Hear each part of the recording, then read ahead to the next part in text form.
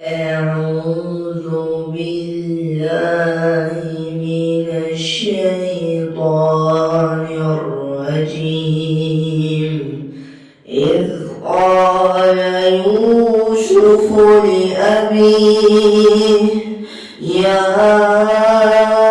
أبت إني رأيت 11 كوكبا والشمس والقمر رأيتهم لي ساجدين.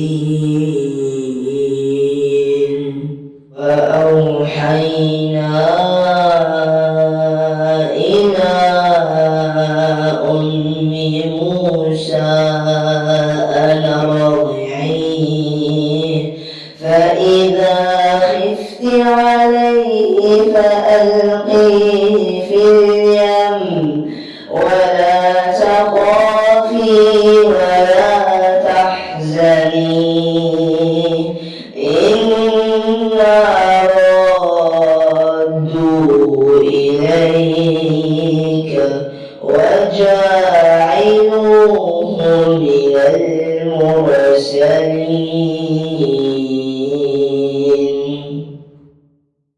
الذي خلقني فهو يهدين والذي هو يطعمني ويسقين وإذا مرضت فهو يشفين والذي يميتني ثم يحيين والذي أطمع أن يغفر لي خطيئتي يوم الدين.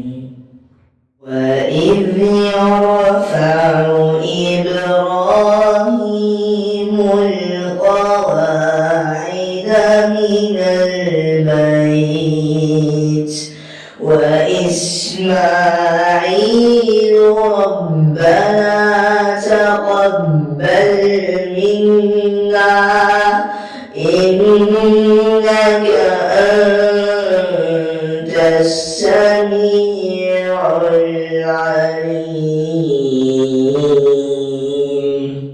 وذكر عبدنا أيوب إذ نادى ربه أني مسني الشيطان بنصب وعذاب اركض برجلك هذا مغتسل بارد وشراب.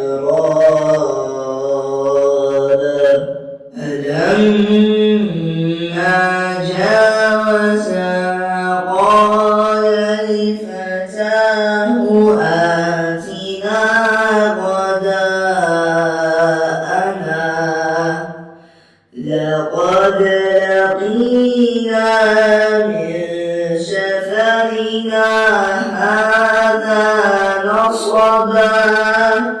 قال أرأيت إذا وينا إلى الصخرة فإني نسيت الحوت وما أنسانيه إلا الشيطان أن أذكره واتخذ سبيله في البحر عجبا. إن الله وملائكته